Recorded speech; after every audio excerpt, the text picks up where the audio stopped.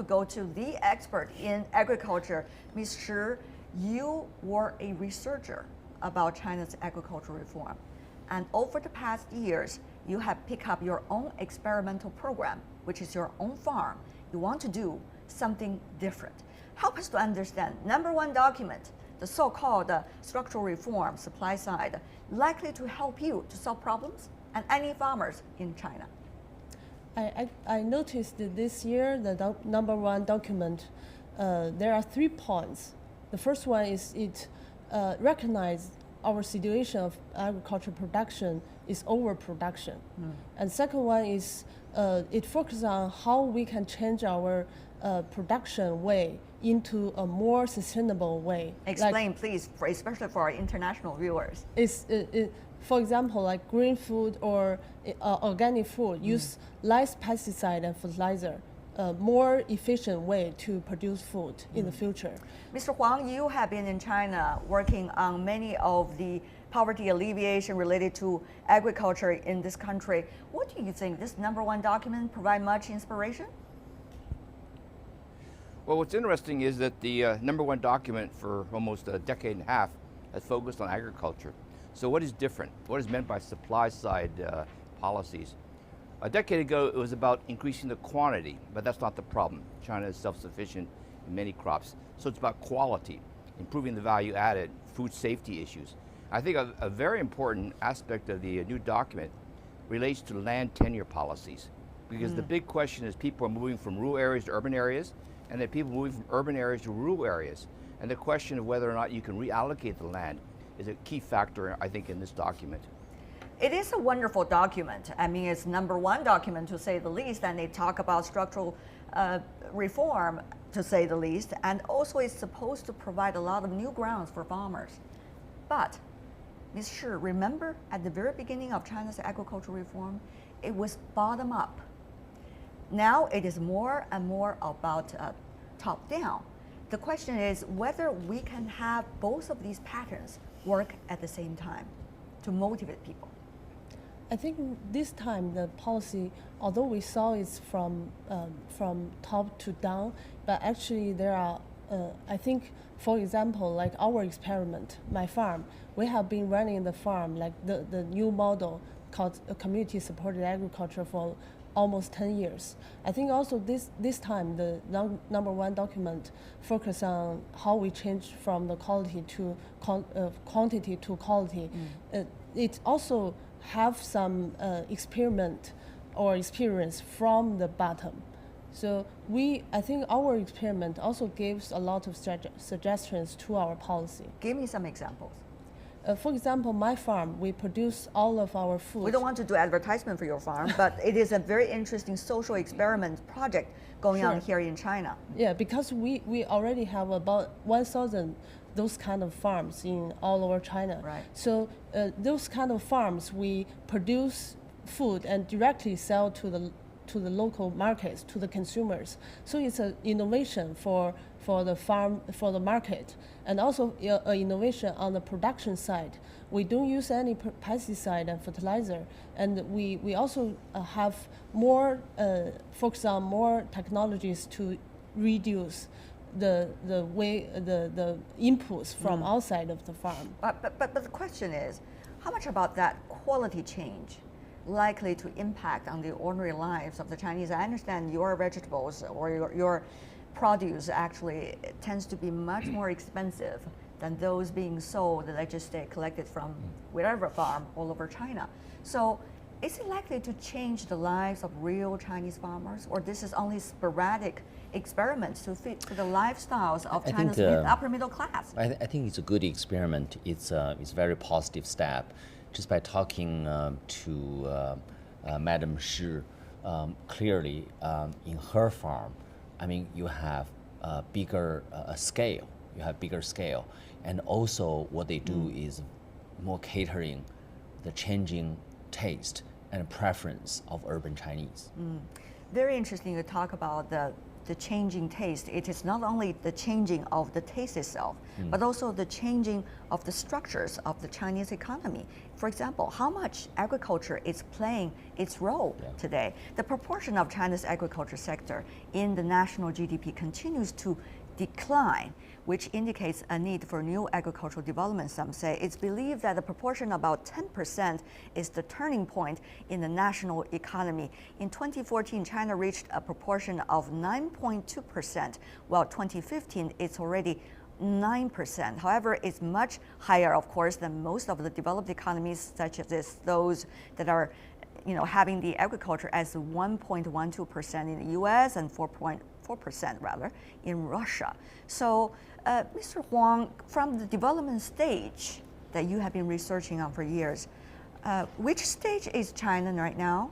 And is this policy really the appropriate one for the current stage? Well, China is now an upper middle income country. And as you noted, high income countries, agriculture has a significantly smaller share of GDP. What I think is really noticeable in China is that approximately 30% of the labor force is still in agriculture. That's a very large percentage. And many of them are operating in relatively small farms. And so when you look forward, what's going to happen in China? Well, you want higher incomes per farmer in agriculture, and that means that 10 years, 15 years from now, there'll probably be fewer people in agriculture, but each household farmer or each farm will have a higher income level. That's why quality, price improvements, supply chain are becoming increasingly important. And this is where I think land tenure policies are important, because you have lots of small plots. The farms are not economically large enough. So you're going to have consolidation in the farm sector. Larger farms in terms of acreage, but fewer farmers in terms of the share of the working labor force in China. That, of course, trend that Mr. Huang talked about, Mr. Xu, is coupled with a lot of other changes, urbanization, for example, and also the importance of industrialization on a higher notch in a way, better quality, higher quality. How does all of these factors play together? I think they move in the same direction. I very much share the viewpoint articulated by Mr. Huang. Clearly, we need scale, and we're just not competitive. And perhaps at this point, we have too many goals. So, for example, food safety. Maybe at some point, we need to relax the constraint on that goal. And also in agriculture, we have so-called red line. I don't know, maybe at some point, that constraint has to be relaxed. And earlier in your program, you said a lot of urban Chinese, they want to live in countryside. For example, I don't mind living in her farm. I mean, you have less pollution. Well, Ms. Shi and there's has no to traffic. nod or wave her head for that. Therefore, there is a need to turn so-called a dead capital into real capital. Right. You've already got a volunteer labor. And maybe a member. A member, yes, that's true. That's a new farm that we were talking about here. But you see, also in the United States, even though it's such a small percentage agriculture in terms of national GDP, but it is also the so-called traditional farms, large-scale production, coupled with so-called new farms, which is relatively with new lifestyles, encouraging quality produce. Is China far away from there, or are we already in a very different stage? I think if we compare Chinese agriculture with American agriculture, it's very different because American agriculture is big farm, based on very big, huge farms. But in China, we are very small scale, and also mostly farmers are indigenous people. So I think for this time, the number one document, there is one word, focus on appropriate scale. It's very different from formal number one documents. I think that's... I can see Ms. Shi studied word by word on some of the most important paragraphs. Having said that, though, the agriculture reform, as the number one document, usually provides some inspiration as to how China's economic development is likely to proceed for the year to come. So in this one, it talks about reforms, supply-side structural reforms, and also innovation. The question is, the rest of the economy, Mr. Xu, of China, is it likely to follow suit? To what extent? I think it's really the same, because when we look at quantity versus quality, every year we look at GDP growth rate. I think this year, clearly we have reduced emphasis on GDP growth rate. That's very much the same thing. We need to emphasize on quality, not quantity. Also, at the same time, in the rest of the economy, consolidation is also needed. For example, manufacturing sector. When you have consolidation, you need to accept slower GDP growth rate. Okay.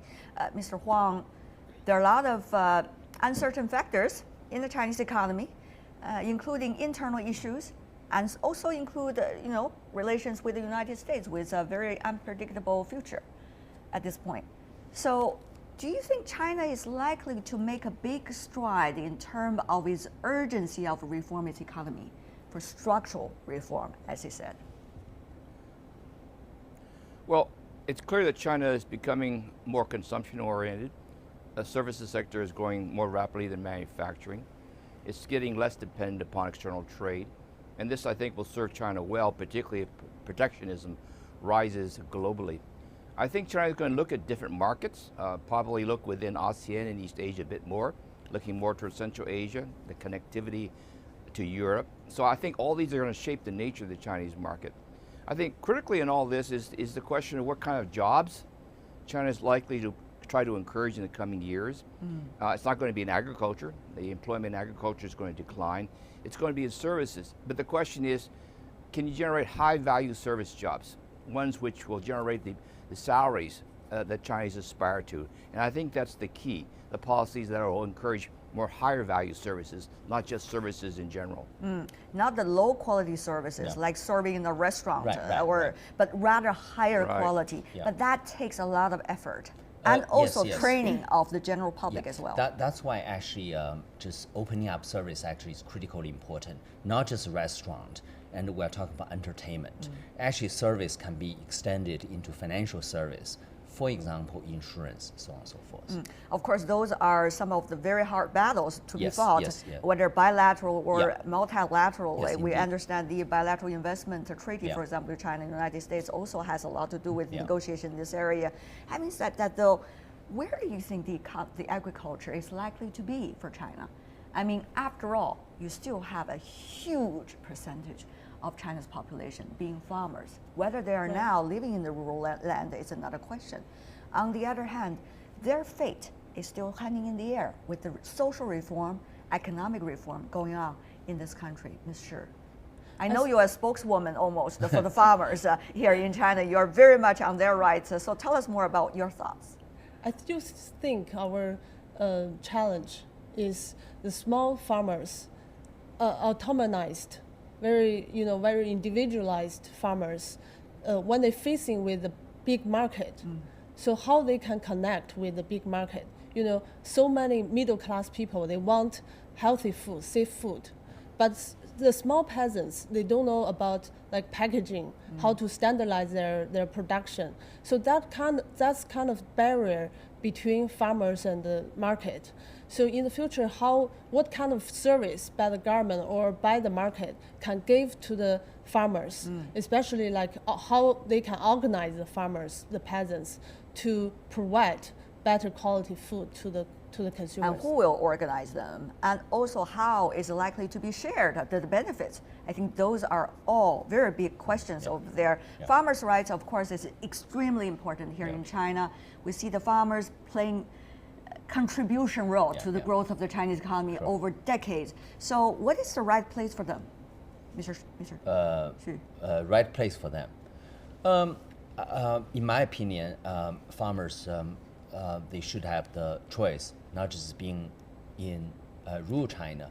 And I think in the earlier of the program, you talk about the migration between cities to countryside, and also from countryside to the city. And in one area, for example, social security reform. Right. A few years ago, a lot of farmers, they decided to cash in the social security.